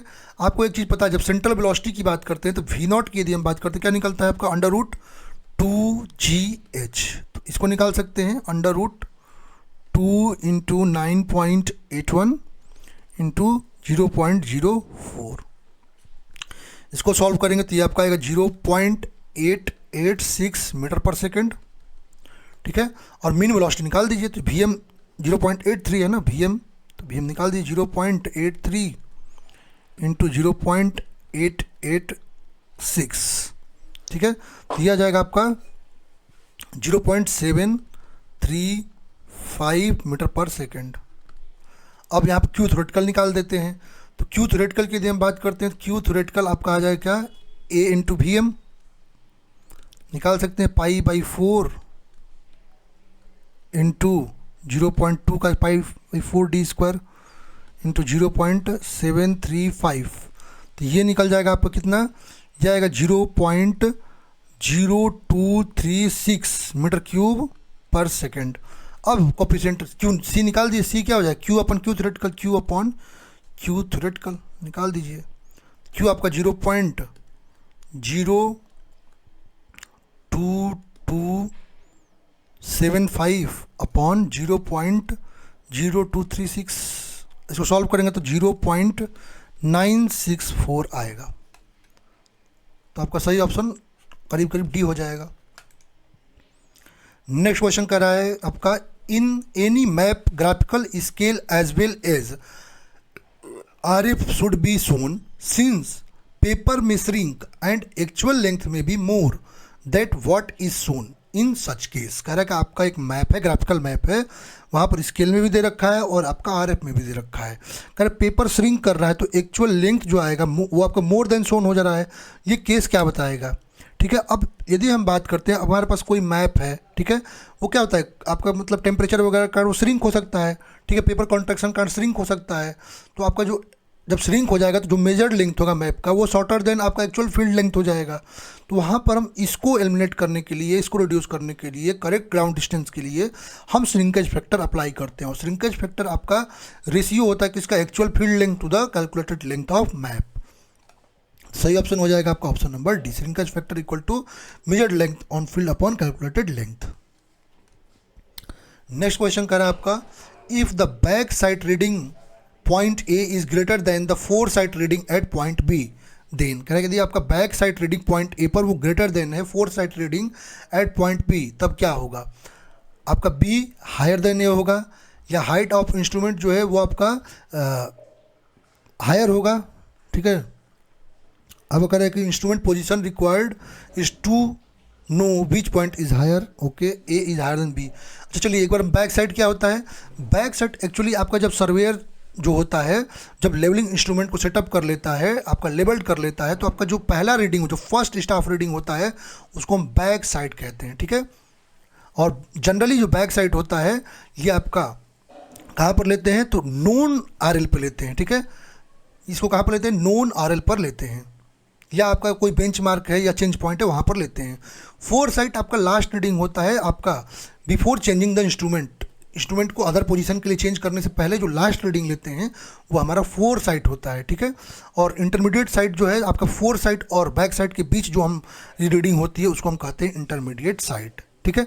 अब लेवलिंग में याद रखिएगा, यदि आपका फोर साइट यदि आपका backsight less than foresight है तो बैक साइट स्टेशन आपका हायर पॉइंट होगा as compared to foresight station, और यदि आपका backsight more than foresight है तो इसका मतलब बैक साइट स्टेशन आपका लोअर पॉइंट होगा फोर साइट स्टेशन से। हमारे क्वेश्चन में बैक साइट रीडिंग जो है वो ग्रेटर है फोर साइट से, इसका मतलब बी हायर होगा यहाँ पर ए से, ऑप्शन ए करेक्ट हो जाएगा। नेक्स्ट क्वेश्चन आपका कह रहा है आपका the sensitivity of A bubble tube is 30 second पर 2 mm division, the error in staff reading on a vertically held staff at a distance of 200 mm when the bubble is out of center by 2.5 division, ठीक है। आपको पता है जब division की बात करते हैं तो अल्फा जो आता है, अल्फा एंगुलर वैल्यू जो होती है क्या आता है आपका S upon N D into 206,265, ठीक है। इसमें निकालते हैं तो हमको एस निकालना है ना, हमको तो क्वेश्चन में एस निकालता है तो एस निकाल सकते हैं, S equal to alpha upon, ये अल्फा हो गया ना, इधर ले जाइए, N D alpha into N D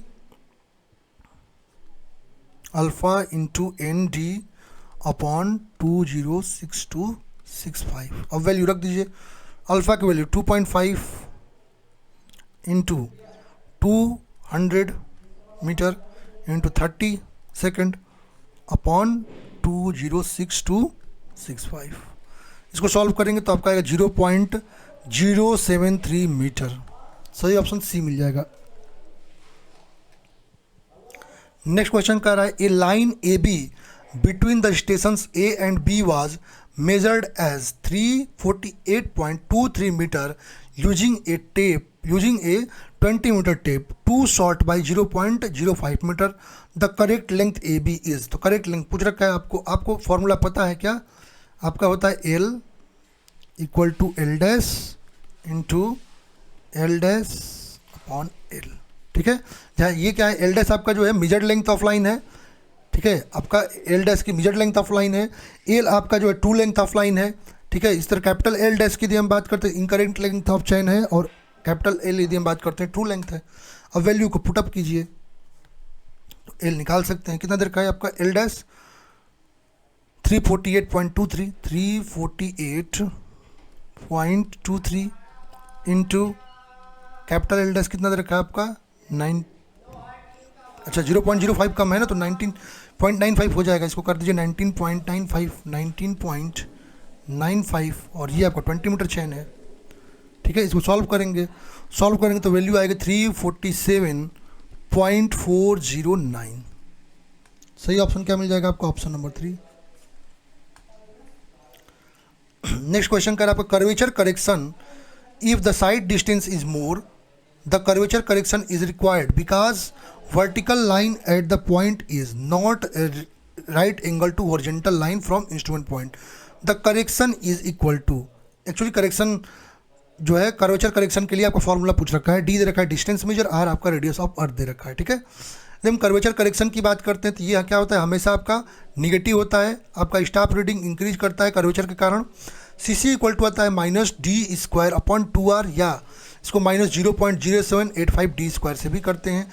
यहाँ पर सी सी इन मीटर होगा और डी आपका इन किलोमीटर होगा, ठीक है। इस तरह आप रिफ्लेक्शन करेक्शन की बात करते हैं तो ये ऑलवेज पॉजिटिव होता है, यहाँ पर स्टाफ रीडिंग डिक्रीज करता है रिफ्लेक्शन के कारण, ठीक है। और सी आर इक्वल टू आता है 1/7 d² अपॉन 2r या 1/7 cc, या इसको करते हैं तो आपका 0.01121 d², आप लोग ये भी याद रखेंगे, सी आर आपका मीटर में। कंबाइंड करेक्शन आपका निगेटिव में आता है, C C equal to -6/7 d² upon 2r, हमारा यहाँ पर करेक्ट ऑप्शन मिल गया -d² upon 2r। Next question का the vertical angle between longitudinal axis of a freely suspended magnetic needle and a horizontal line at its pivot is known as. तो आपको पता है जो वर्टिकल एंगल होता है longitudinal axis of suspended magnetic needle और horizontal line आपका जो पिवोट से होता है उसको हम क्या कहते हैं, उसको हम डीप कहते हैं। डायरेक्ट आपका जो है यहाँ पर डेफिनेशन पूछ रखा है तो डीप कहते हैं, तो ऑप्शन बी करेक्ट हो जाएगा। नेक्स्ट क्वेश्चन कह रहा है आपका if the standard deviation of an observation is plus minus 10 metre then the most probable error would be. तो यहाँ पर स्टैंडर्ड डेविएशन दे रखा है सिग्मा इक्वल टू 10 मीटर, और यदि मोस्ट प्रोबेबल एरर EM की बात करते हैं तो EM इक्वल टू होता है कि आपका 0.6745 इंटू सिग्मा, वैल्यू रखिए 0.6745 इंटू 10, सॉल्व करेंगे तो आएगा 6.745 मीटर। करेक्ट ऑप्शन डी मिल जाएगा।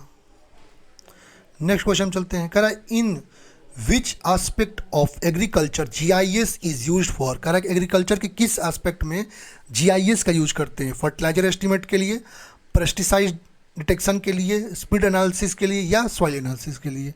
जब एग्रीकल्चर फील्ड में बात करते हैं तो हमारा GIS का यूज हम किसके लिए करते हैं, तो अपने फार्म के मैनेजमेंट के लिए, सॉइल के एनालिसिस के लिए और क्रॉप के मॉनिटरिंग के लिए करते हैं। यहाँ सही ऑप्शन मिल जाएगा डी। नेक्स्ट क्वेश्चन कर to maintain Kennedy's relation of critical velocity V0 equal to KD power 0.64 to depth the ratio of bed width to depth should be. Correct Kennedy reaction जो हमारा आता है कैनेडी का critical velocity के लिए V0 equal to KD to the power 0.64 to depth. तो कह रहा है जो रेशियो होता है बेड विड्थ डेप्थ रेशियो जो होता है वो आपको कितना होना चाहिए। एक्चुअली ये आपका डाटा जो है ना, जब आप PN मोदी वाली बुक में जाएंगे, PN मोदी बुक में जाएंगे, ठीक है, ये डाटा आपको मिलेगा कि ये वैल्यू जो होती है एफिशिएंट कैनाल के लिए आपका 3.5 से 1.2 के बीच में होनी चाहिए।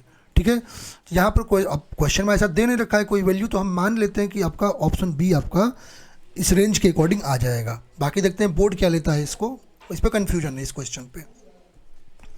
नेक्स्ट क्वेश्चन कह रहा है as the flow mass curve of run up mass curve is cumulative flow volume V versus time curve the mass curve ordinate V at any time t is. कह रहा है कि आपका फ्लो मास कर्व की यदि हम बात कर रहे हैं या रन अप मास कर्व की बात कर रहे हैं, ये क्या है आपका क्यूमुलेटिव फ्लो वॉल्यूम है वर्सेस आपका टाइम कर्व है। तो कह रहे जो मास कर्व ऑर्डिनेट आता है V किसी टाइम पर वो क्या आता है, तो आपको फॉर्मूला पता है V इक्वल टू आता है आपका इंटीग्रेशन 0 से t तक करे Q का डिस्चार्ज का dt के रिस्पेक्ट में, तो ये आता है आपका V। आपका सही ऑप्शन बी मिल जाएगा। नेक्स्ट क्वेश्चन कर रहा है a bar of uniform rectangular section of area A is subjected to an axial tensile load P, its Young's modulus is E, its Poisson ratio is 1/m and its volumetric strain is EV is. Volumetric strain पूछ रखा है, तो volumetric strain क्या हो जाएगा P/AE 1 - 2 mu. यहाँ से करीब P/AE 1 - 2/m कर सकते हैं क्योंकि म्यू की वैल्यू 1/m दे रखी है। सही ऑप्शन बी मिल जाएगा आपका। नेक्स्ट क्वेश्चन कह रहा है आपका, कह रहा है a unique relation between bending moment and its intensity of load acting continuously on a beam of span L at a distance x along axis the flexural rigidity of beam is given by. आपको पता है जो shear force होता है और load intensity के लिए आपका तो dV/dx इक्वल टू -w होता है। बेंडिंग मूवमेंट और शियर फोर्स के लिए dm/dx इक्वल टू v होता है। अब डिफरेंशिएट करेंगे सेकंड इक्वेशन को तो d²m/dx² इक्वल टू dV/dx आ जाएगा, तो w इक्वल टू यहाँ पर d²m/dx² मिलेगा। ये आपका करेक्ट ऑप्शन मिल जाएगा। नेक्स्ट क्वेश्चन कर रहा है if the shear force diagram of a simply supported beam is parabolic then the load on the beam is. आपको पता है कि आपका जो पैराबोलिक आपका जो है दे रखा है यहाँ पर सिंपली सपोर्टेड बीम के लिए, तो आपका लोड जो होगा यूनिफॉर्मली डिस्ट्रीब्यूटेड लोड होगा, sorry linearly varying distributed load होगा। ठीक है, शियर फोर्स आपका डायग्राम 1 डिग्री हायर देन होता है लोडिंग डायग्राम का, यदि bending movement diagram 1 degree higher होता है शियर फोर्स डायग्राम का। ठीक है, तो इस तरह से आप निकाल सकते हैं इसको। यहाँ पर सही ऑप्शन मिल गया आपका B linearly varying distributed load. Question number 51 कर रहा है a propped cantilever is indeterminate externally of. कह रहा है कि आपका किस डिग्री का एक्सटर्नल इंडिटर्मिनेसी आपको जो है प्रॉप्ड कैंटिलीवर के लिए देखने को मिलती है। ठीक है, तो यदि हम प्रॉप्ड कैंटिलीवर के लिए बात करते हैं ds इक्वल टू क्या हो जाएगा, ds equal to DSE plus DSI। DSE की यदि हम बात करते हैं तो ये निकाल सकते हैं DSE इक्वल टू क्या हो जाएगा RE माइनस E। अब प्रॉप्ट के लिए RE आपका 4 आता है और E आपका 3 आएगा, तो 1 हो जाएगा यह। और DSI निकालते हैं यदि हम प्रॉप्ट के लिए तो क्या हो जाएगा 3C हो जाता है। 3C की यदि हम बात करते हैं 3 × 0 C यहाँ पर है नहीं, 0 हो जाएगा। ये 0 आएगा, तो ds निकाल दीजिए, 1 + 0, ये आपको 1 आएगा, इसका मतलब फर्स्ट डिग्री होगा। ऑप्शन नंबर सी करेक्ट हो जाएगा। नेक्स्ट क्वेश्चन करा, static indeterminacy of pin jointed 2D frame is given bye. क्या पूछ रहा है? स्टैटिक इनडिटर्मिनेसी आपका 2D फ्रेम के लिए पूछ रखा है, याद रखिएगा 2D के लिए पूछ रखा है, 2D फ्रेम के लिए पूछ रखा है, ठीक है। तो 2D फ्रेम के लिए हम बात करते हैं तो क्या हो जाएगा आपका 2D फ्रेम के लिए आपका जो है पिन जॉइंटेड के लिए आपका m + r - 2j हो जाएगा, तो ऑप्शन नंबर सी करेक्ट हो जाएगा। बट यदि आपका स्पेस फ्रेम पूछता तो m + r - 3j, कई लोग इसमें कंफ्यूज हैं। तो ये आपका जो है 2D कह रहा है, इसका मतलब पिन जॉइंटेड प्लेन फ्रेम होगा, ठीक है। और यदि 3D कहता या आपका स्पेस फ्रेम कहता आपका, तो m + r - 3j होता।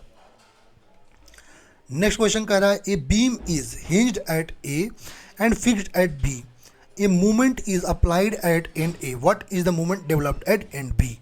यहाँ पर एक बीम है जो कि आपका क्या है, हिंज्ड है यहाँ पर, और यहाँ पर जो है फिक्स्ड है B पे। तो कह रहा है कि आपको मूवमेंट क्या आएगा, तो इसके लिए जब हम कैरी ओवर फैक्टर निकालते हैं तो 1/2 आएगा फिक्स्ड के लिए। तो मूवमेंट डेवलपमेंट आपका MB = ½ × M, मतलब m/2 आ जाएगा, सही ऑप्शन डी हो जाएगा। नेक्स्ट क्वेश्चन कर आपका, in slope deflection equation deformations are considerably to be caused by. कह रहा है स्लोप डिफ्लेक्शन इक्वेशन में जो डिफॉर्मेशन होता है वो किसके द्वारा कॉज होता है। तो एक्चुअली स्लोप डिफॉर्मेशन, यदि हम स्लोप डिफ्लेक्शन इक्वेशन की बात करते हैं, स्लोप डिफ्लेक्शन इक्वेशन में जो आपका डिफॉर्मेशन होता है वो केवल और केवल बेंडिंग के कारण होता है, ठीक है, केवल और केवल बेंडिंग के कारण होता है। तो यहाँ पर सही ऑप्शन क्या हो जाएगा, option number B. Next question कह रहा है, for continuous beam ABC shown consisting of span AB = 4 metre and BC = 3 metre, IBC का आपका रेशियो रखा है 1:2, टोटल स्टिफनेस पूछ रखा है क्वेश्चन में, ठीक है, क्वेश्चन में टोटल स्टिफनेस आपको पूछ रखा है। चलिए इसको निकालते हैं आपका। तो टोटल स्टिफनेस यदि, अच्छा एक्चुअली यदि हम बात करते हैं क्या स्टिफनेस ऑफ, यदि हम किसकी बात करते हैं BA के लिए बात करते हैं तो फिक्स्ड के लिए, तो आपका BA के लिए यदि हम फिक्स्ड पे बात करते हैं तो ये कितना आ जाएगा आपका, ये आ जाएगा 4EI/L। और यदि हम बात करते हैं आपका BC के लिए तो आपका BC के लिए जो आएगा ये आ जाएगा कितना आपका 3EI/L, ठीक है। अब टोटल स्टिफनेस B पे यदि हम बात करते हैं टोटल के लिए तो आपका 4EI/L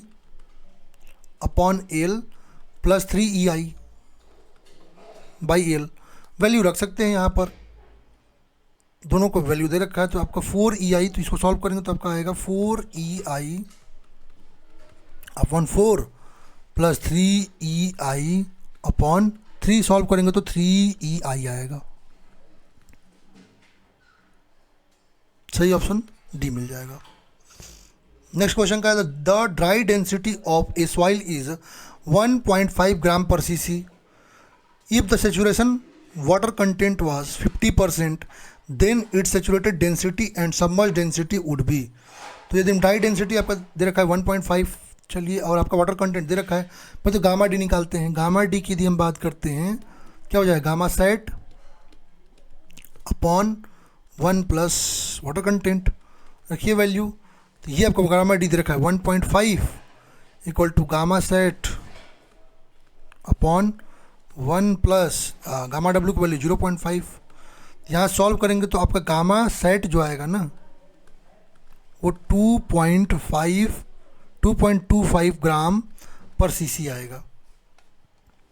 और ऐसे ही यदि सबमर्ज्ड की यदि हम बात करते हैं, गामा सबमर्ज्ड यह जाए gamma sat minus gamma W, तो कितना हो जाएगा 2.25 - 1 = फुली सैचुरेटेड है, ठीक है, 1.25 ग्राम पर cc। तो करेक्ट ऑप्शन मिल जाएगा बी। चलेंगे अपने अगले क्वेश्चन पे। कह रहा है, इन AutoCAD basic software object snap. अच्छा, ऑटोकैड में कह रहा है जो ऑब्जेक्ट स्नैप है वो किसके लिए यूज करते हैं। एक्चुअली ऑब्जेक्ट स्नैप को हम प्रिसाइज लोकेशन, अब किसी ऑब्जेक्ट के लिए यदि हमें प्रिसाइज लोकेशन बतानी है, ठीक है, उसके लिए यूज करते हैं। एंड पॉइंट्स के लिए भी करते हैं, मिड पॉइंट्स के लिए करते हैं, जैसे सेंटर के लिए, ठीक है, इनको आपको फिक्स बताना होता है, सही ऑप्शन डी हो जाएगा। नेक्स्ट कह रहा है, इन AutoCAD drawing software P line command stand for. तो पी लाइन कमांड जो होता है वो आपका जो है किसके लिए करता है। एक्चुअली पी लाइन कमांड की बात करते हैं तो ये आपको पॉली लाइन के लिए यूज करते हैं। सिंगल कनेक्ट के लिए या पॉलीलाइन के लिए यूज करते हैं। सही ऑप्शन मिल जाएगा option number A. Next question का, the disposal of sewage by discharging into water courses such as stream, river, ETC is called. तो यदि हम सीवेज का डिस्पोजल अपने स्ट्रीम या रिवर में करते हैं तो ये आपका जो होता है इसको हम कहते हैं क्या, डाइल्यूशन कहते हैं। क्या कहते हैं, डाइल्यूशन कहते हैं। तो ऑप्शन डी करेक्ट हो जाएगा। क्या द इनकरेक्ट स्टेटमेंट इज, यहाँ पर इनकरेक्ट स्टेटमेंट बताना है। क्या disinfection process is to prevent the contamination of water during its transit from the treatment plant to place of its consumption. Disinfection आपको बता दिया वो भी ऊपर। तो डिसइंफेक्शन जो है हम क्लोरीन मिला करके जब अपना जो है साफ करते हैं वाटर को, तो वो होता है ट्रीटमेंट करते हैं, तो ये आपका होगा नहीं। Correct screening is to remove, incorrect statement. अच्छा ये तो करेक्ट ही है ना, सॉरी, आपका जो है ट्रीटमेंट प्लांट से आपके कंजम्पशन तक ले जा रहे हैं आपका क्लोरीन ऐड करके, तो सही है। Correct screening is to remove objectionable taste odour. नहीं, स्क्रीनिंग के द्वारा हम जो है अपना जो है फ्लोटेड मटेरियल जो है कंप्लीटली लार्ज साइज वाले उनको निकालते हैं स्क्रीनिंग के थ्रू। तो यही आपका इनकरेक्ट मिल गया। ठीक है, ये आपका सही ऑप्शन मिल जाएगा ऑप्शन नंबर बी।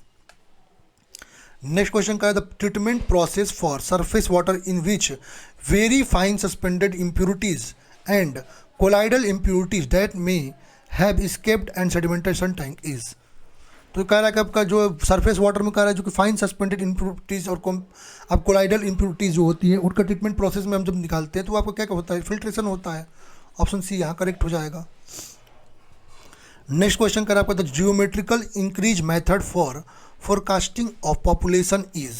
फार्मूला पूछ रखा है आपका। यदि हम जियोमेट्रिकल इंक्रीज मेथड की बात करते हैं तो इसका फार्मूला जो आता है P N equal to P 1 + i/100 to the power n। Direct formula पूछ रखा है क्वेश्चन में, तो ऑप्शन बी करेक्ट मिल जाएगा। नेक्स्ट क्वेश्चन कह रहा है, the presence of alkalinity in water is due to excess of. कह रहा है जो एल्केनिटी प्रेजेंट होती है वाटर में वो किसके कारण होती है, किसके एक्सेस कारण होती है। जो एल्केनिटी आपके वाटर में होती है वो कार्बोनेट, बाइकार्बोनेट और आपका हाइड्रो ऑक्साइड जो होते हैं वाटर में उनके कारण होती है। ठीक है, मेजर सोर्स आपके देख सकते हैं CO3 है और OH है। माइनर सोर्स HS है, आपका HSiO3 है, HPO4 है, तो ये सब माइनर सोर्सेस हैं। सही ऑप्शन बी मिल जाएगा। नेक्स्ट क्वेश्चन का है, the method not use for speed and delay study is. कह रहा है कि स्पीड एंड डिले स्टडी के लिए कौन सा मेथड यूज नहीं करते हैं। चलिए पेमेंट अनइवननेस से कुछ मेथड देख लेते हैं आपके ट्रैफिक स्टडीज़ के लिए। स्पॉट स्पीड की बात करते हैं तो इसके लिए कौन कौन से मेथड हैं, मिरर बॉक्स मेथड या जिसको इनोस्कोप कहते हैं, प्रेशर कॉन्टेक्ट ट्यूब है, लूप डिटेक्टर है, फोटोग्राफिक मेथड है, इलेक्ट्रॉनिक मेथड है, आधार मेथड है। ट्रैफिक वॉल्यूम के लिए बात करते हैं पेनिमेटिक होस मेथड है, मैग्नेटिक डिटेक्टर मैकेनिकल मेथड है, रडार डिटेक्टर है, काउंटिंग है manual method. Speed and delays के लिए floating car method, licence plate और vehicle number method, interview technique, elevated observation, photographic method है। ठीक है, और ओरिजिन एंड डेस्टिनेशन स्टडीज़ के लिए आपका रोड साइड इंटरव्यू मेथड है, लाइसेंस प्लेट मेथड है, रिटर्न पोस्ट कार्ड मेथड है, टैग ऑन कार मेथड है, होम इंटरव्यू मेथड है, और एक्सीडेंट स्टडी के लिए spot method, collision diagram and condition diagram है, लोकेशन फाइल्स। तो ये सारे मेथड आपको बताया। अब स्पीड एंड डिले के लिए यदि हम बात करते हैं तो कहीं भी आपका पेमेंट अनइवननेस मेथड नहीं है। ये आपको एक्चुअली रफनेस वगैरह बताने के लिए सरफेस से काम आता है, स्पीड के लिए नहीं। ऑप्शन सी करेक्ट हो जाएगा। नेक्स्ट क्वेश्चन का, the maximum moisture content below which the soil ceases to decrease in volume on further drying is known as। Correct, ऐसा मॉइस्चर, मैक्सिमम मॉइस्चर कंटेंट जहाँ से अब सॉइल जो है आपका जो है आप कितना भी वहाँ पर जो फर्दर ड्राई करें वहाँ पर कोई आपको जो डिक्रीज है वॉल्यूम का वो देखने को नहीं मिलता है। तो श्रिंकेज लिमिट की यदि हम बात करते हैं तो ये आपका ऐसा मिनिमम वाटर कंटेंट सॉइल का होता है। ठीक है, जहाँ पर कम्प्लीटली सेचुरेटेड होता है या मैक्सिमम वाटर कंटेंट होता है जहाँ पर आपका रिडक्शन जो होता है वाटर कंटेंट वहाँ पर डिक्रीज होने से कोई आपका वॉल्यूम पर फर्क नहीं पड़ता है। सही ऑप्शन हो जाएगा shrinkage limit. Option number D correct हो जाएगा। नेक्स्ट क्वेश्चन का है, the saturated density for a fully saturated soil is. जब सैचुरेटेड डेंसिटी की बात करते हैं तो आपका रो सैचुरेटेड आएगा G + AC 1 + E रो W। फुल्ली सैचुरेटेड इसका मतलब AC = 1 ले लीजिए तो आपका रो सैचुरेटेड आपका G + E/1 + E रो W आएगा। सी आपका करेक्ट हो जाएगा। नेक्स्ट क्वेश्चन आपका क्वेश्चन नंबर 67 कह रहा है, a sampler of volume 45 centimetre cube is filled with soil sample. When the soil is powered into a graduated cylinder, it displays 25 centimetre cube of water. What is the porosity and, अच्छा porosity पूछ रखा है, volume दे रखा है V equal to 45 centimetre cube दे रखा है. अच्छा एक चीज़ समझिए, जो वॉल्यूम डिस्प्लेस होगा वही सॉल्यूट के बराबर होगा. तो यदि हम VS की बात करते हैं तो VS इक्वल टू कितना हो जाएगा, जितने डिस्प्लेस कर रहा है 25 सेंटीमीटर क्यूब. ठीक है. अब यहाँ पर हमको वॉल्यूम ऑफ वाइड निकालना है, तो आपको पता है V इक्वल टू क्या होता है, V माइनस VS, मतलब 45 माइनस 25, ये हो जाएगा कितना आपका 20 सेंटीमीटर क्यूब. E निकाल सकते हैं, E इक्वल टू क्या होता है VS, VV अपॉन VS निकाल सकते हैं, कितना हो जाएगा 20 अपॉन 25, 0.8 आ जाएगा. अब यहाँ पर हम लोग निकाल सकते हैं ईटा इक्वल टू क्या होता है, porosity equal to E upon 1 plus E. Value रखिए 0.8 अपॉन 1 प्लस 0.8, सॉल्व करेंगे तो आपका 0.44 आएगा. सही ऑप्शन बी मिल गया. नेक्स्ट क्वेश्चन कर a soil with plasticity index equal to 0 may be called as. करा कोई सॉइल का प्लास्टिसिटी इंडेक्स यदि 0 है तो क्या होगा. 0 आपका नॉन प्लास्टिक होता है, 1 से 5 आपका स्लाइड प्लास्टिक होता है, 5 से 10 आपका लो प्लास्टिक होता है, 10 से 20 आपका मीडियम प्लास्टिक, 20 से 40 आपका हाईली प्लास्टिक और ग्रेटर देन 40 आपका वेरी हाई प्लास्टिक होता है. तो यहाँ करेक्ट ऑप्शन बी मिल जाएगा, नॉन प्लास्टिक. नेक्स्ट क्वेश्चन कर in standard penetration test correction due to dilatancy या submergence is given by. Standard penetration test में जब हम करेक्शन की बात करते हैं तो NC इक्वल टू आता है 15 प्लस N0 माइनस 15 इंटू 1/2. तो ऑप्शन नंबर डी करेक्ट हो जाएगा. क्वेश्चन नंबर 70 हमारा क्या कह रहा है, कह रहा है आपका if the stirrup spacing is equal to 0.75 times the effective depth of RC beam, the shear capacity पूछ रखा है क्वेश्चन का ना, the shear capacity of stirrups is equal to. तो FSB की यदि हम बात करते हैं तो FSB शियर कैपेसिटी जो आती है आपकी आती है 0.87 into FY into ASB into D upon SV into D. रखते जाइए वैल्यू को, 0.87 into FY into ASB into D upon 0.75 दे रखा है कितना, 0.75 इंटू D. ये आपका आ जाए कितना 1.16. सॉल्व करेंगे तो FY इंटू ASB. सही ऑप्शन ए मिल जाएगा. नेक्स्ट क्वेश्चन कर if A beam is likely to fail due to high bending stress then its bond strength can be increased most economically by. कह रहा है कि यदि आपका कोई बीम है वो आपका हाई बेंडिंग स्ट्रेस के कारण फेल हो सकता है, तो बॉन्ड स्ट्रेंथ को इंक्रीज हम मोस्ट इकोनॉमिकली कैसे कर सकते हैं. एक्चुअली यदि आपको बॉन्ड स्ट्रेंथ को इंक्रीज करना है इकोनॉमिकल रूप से तो हम क्या कर सकते हैं यहाँ पर, तो हम स्मॉल डायमीटर के जो बार्स हैं वो मोर नंबर ऑफ बार्स जो है यूज कर सकते हैं. ठीक है, तो ऑप्शन बी यहाँ पर करेक्ट हो जाएगा. नेक्स्ट क्वेश्चन कर रहा है आपका if a load balance prestress concrete beam under self load the cross section is subjected to. कह रहा है कि यदि आपको load balance prestress concrete beam है, अंडर सेल्फ लोड है, तो क्रॉस सेक्शन पर आपका जो एक्सियल स्ट्रेस आएगा. सही ऑप्शन सी हो जाएगा. नेक्स्ट क्वेश्चन का the systems of pre stressing suitable for pre tension member is. कह रहा है प्री टेंशन मेंबर के लिए आपका प्री स्ट्रेसिंग का कौन सा सिस्टम सुटेबल होता है. तो यदि हम बात करते हैं तो आपका प्री टेंशनिंग के लिए यदि हम बात करते हैं तो हायर्स लॉन्ग लाइन मेथड आपका सुटेबल होता है. ठीक है, ऑप्शन बी यहाँ पर करेक्ट हो जाएगा.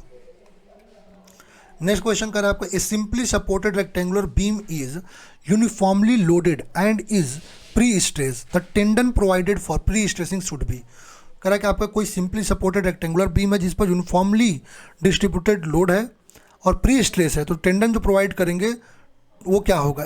तो यदि हम बात करें हमारे पास कोई लोडिंग है यहाँ पर सिंपली सपोर्टेड बीम पर, आप देख सकते हैं UDL की, तो यदि हम बात करते हैं यहाँ पर आपका जो टेंडम होगा वो पैराबोलिक प्रोफाइल जो है कन्वेक्सिटी और डाउनवर्ड आपका जो है आपका शो करेगा. ठीक है, तो ऑप्शन सी करेक्ट हो जाएगा. नेक्स्ट क्वेश्चन 75 क्या कह रहा है आपका, कह रहा है on analysis of particle size distribution of soil is of soil, it is found that D10 equal to 0.1, D30 0.3, D60 0.8. Uniformity coefficient and coefficient of curvature इस क्वेश्चन में आपको पूछ रखा है। तो ये आपका क्वेश्चन इजी है, आप लोग ऐसे ही बता सकते हैं इसको। तो सी यू इक्वल टू क्या होता है, C U equal to D60 by D10, value रखिए D60 का 0.8 और D10 की वैल्यू आपकी 0.1, तो इक्वल टू 1 आ जाएगा। CC निकालते हैं, CC इक्वल टू क्या होगा, D30 का square upon D60 into D10, 0.3 का स्क्वायर अपॉन 0.8 इंटू 0.1, 1.125। तो 1 और 1.2, सॉरी ये कितना हो जाएगा, ये 8 हो जाएगा ना, ऑप्शन सी करेक्ट हो जाएगा। नेक्स्ट क्वेश्चन कर रहा है, a coarse grain soil has void ratio 0.78, specific gravity 2.67, critical gradient at which quick sand condition occur. Critical gradient पूछ रखा है आपका, जो क्रिटिकल ग्रेडियंट ICR की यदि हम बात करते हैं क्या होता है आपका, ये होता है GS -1 upon 1 plus E, value रखते हैं GS का 2.67 -1 अपॉन 1 प्लस E की वैल्यू 0.78, सॉल्व करेंगे तो 0.938, ऑप्शन बी करेक्ट हो जाएगा। कह रहा है method of curing of concrete recommended for rapid gain strength of concrete is. कह रहा है आप कंक्रीट क्यूरिंग मेथड में रैपिड यदि हमें स्ट्रेंथ गेन करना है कंक्रीट का तो हम कौन सा मेथड यूज़ करेंगे। अब इसमें बहुत सारे बच्चे कंफ्यूज हैं, क्यों, क्योंकि IAS मास्टर जो है, जो बुक आप लोग पढ़ते हैं, तो उसमें जो ESE क्वेश्चन है प्रीवियस ईयर, उसमें उसने जो है हाई प्रेशर स्टीम क्यूरिंग को मान रखा है, जबकि आपका मोर रैपिड गेन स्ट्रेंथ के लिए जो है ना सबसे सूटेबल जो मेथड होता है इंफ्रारेड क्यूरिंग। आप लोग जब ESE शायद ये 2016 का पेपर है, यदि आप उसको डाउनलोड करेंगे तो उसका आंसर की में इसी को माना है, तो हम एज पर ESE इसका आंसर की लेते हैं, तो आपका डी हो जाएगा। ठीक है, डी को माना है ESE ने। नेक्स्ट क्वेश्चन कर रहा है gravity dam is common example of. कह रहा है ग्रेविटी डैम कॉमन एग्जांपल किसका है। ठीक है, अब यहाँ पर कुछ क्लासिफिकेशन ऑफ डैम देख सकते हैं। यदि हम अकॉर्डिंग टू यूज बात करते हैं, स्टोरेज डैम जिसमें आपका ग्रेविटी डैम है, अर्दन डैम है, रॉकफिल डैम है, आर्च डैम है। डाइवर्जन डैम में आपका वियर बैराज हो गए, डिटेंशन डैम में डाइक हो गया, water spreading dam, debris dam हो गया। यदि हाइड्रोलिक डिजाइन के अकॉर्डिंग देखते हैं तो ओवरफ्लो डैम जैसे स्पिलवे हो गया, नॉन ओवरफ्लो डैम जैसे अर्थ डैम, रॉकफिल डैम हो गया। और मटेरियल के अकॉर्डिंग दो है, रिजिड डैम और non rigid dam. Rigid dam में आपका gravity dam, arch dam, buttress dam, steel dam, timber dam. Non rigid में आपका अर्थ डैम, रॉकफिल डैम हो जाएगा। तो ग्रेविटी डैम आपका एग्जाम्पल की यदि हम बात करते हैं तो स्टोरेज डैम का, तो ऑप्शन सी करेक्ट हो जाएगा।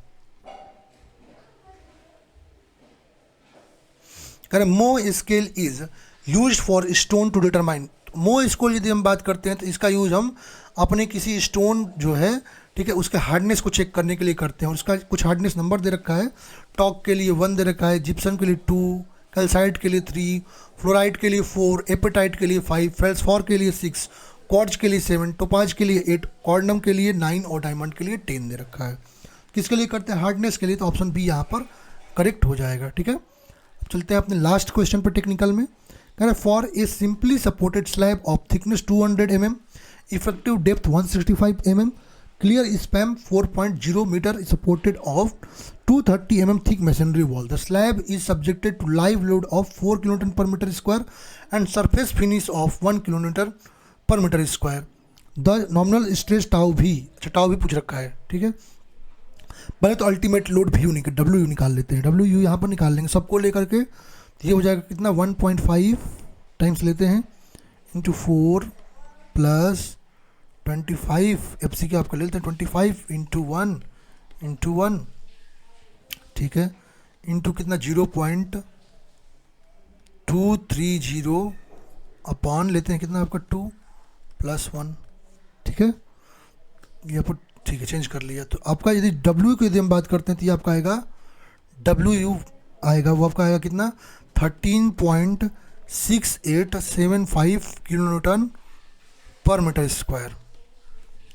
नॉमिनल स्ट्रेस की यदि हम बात करते हैं D/2 पे आएगा, तो VU की यदि हम बात करेंगे तो VU हमारा जो आ जाएगा 13.6875 4/2 माइनस 0